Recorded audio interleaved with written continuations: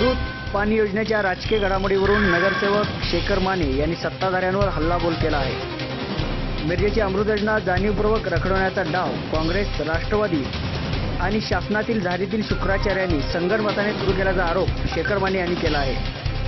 कोणत्याही परिस्थितीत अमृत योजना रखडावी यासाठी काही जण प्रयत्नशील आहेत।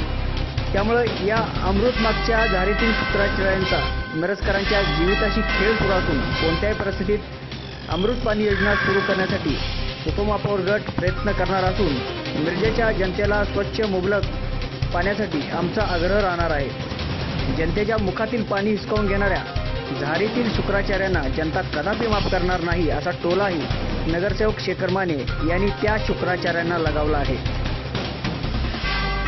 मिरज पाणी पुरवठा योजना टप्पा क्रमांक 2 अमृत योजना ही शासनानं 103 कोटी रुपयाची केंद्र सरकारनं मंजूर केलेली आहे।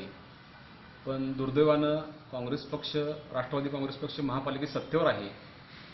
शासन, काँग्रेस, राष्ट्रवादी या तिघाच्या संगनमतानं दुर्दैवानं अमृत योजना न्यायालयीन प्रक्रियेत अडकलेली आहे व मिरजकर नागरिकांच्यावर एक प्रकारे अन्याय करण्यात येत आहे।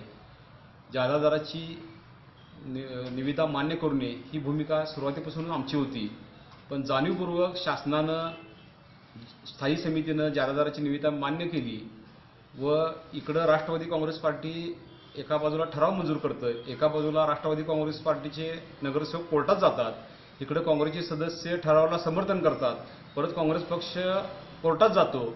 शासन पण ह्याची गांभीर्याने दखल घेत नाही। त्याचा परिणाम मिरजेतील सर्वसामान्य जनतेला मुबलक व शुद्ध पाणी पुरवठा मिळणार आहे त्या योजनेच्या मुळावर आलेला आहे। ह्या काँग्रेस पक्षातले, राष्ट्रवादी काँग्रेस पक्षातले व शासनातले झारीतील शुक्राचार्य ह्या सर्वस्वी प्रकरणाला जबाबदार आहेत आणि योजना कशी हाणून पडेल, मिरजकरांवर कसा अन्याय होईल हे संगनमतानं ह्या काँग्रेस पक्षानं, राष्ट्रवादी काँग्रेस पक्षानं व शासनानं ठरवलेलं आहे। त्यामुळं मिरजकर नागरिकांच्यावर अन्याय होत आहे। याला अन्यायाला सर्वस्वी हीच यंत्रणा जबाबदार आहे। पुढे तुमची काय भूमिका राहणार आहे? ही योजना दरपत्रकाप्रमाणे मान्य व्हावी ही सुरुवातीपासूनच आमची भूमिका उपमहापौर गटाची होती, ती आहे आणि त्यासाठी जे काय आमचं सहकार्य लागेल ते आम्ही, आमचा गट, आमचे सगळे नगरसेवक राजकारण बाजूला ठेवून मिरज शहरासाठी प्रयत्न व प्राधान्य देण्यासाठी तयार आहेत। न्यायप्रविष्ट बाब करून ही योजना रखडवण्याची हा डाव संगनमतानं राष्ट्रवादी काँग्रेस पार्टी, शासन आणि काँग्रेस पक्ष हे तिघं सत्तेवर आहे। सत्तेचे चावे तिघाच्या हातात आहेत। आमचा उपमहापौर गट हा सत्ताधाऱ्यावर अंकुश ठेवतो, पण सत्तेच्या चाव्या यांच्याकडे आहेत आणि त्याच्यामुळं यांचीच इच्छाशक्ती नसेल ही मिरजकरांना परत गॅस्ट्रोच्या, कॉलराच्या आजाराला समोर परत न्यायची यांची इच्छा अशी आहे असं वाटतं। त्यामुळं लोकांच्या, मिरजकरांच्या सहनशक्तीचा अंत पाहू नये ही योजना चांगल्या पद्धतीनं लवकरात लवकर सुरू व्हावी यासाठी आमचा प्रयत्न व सातत्य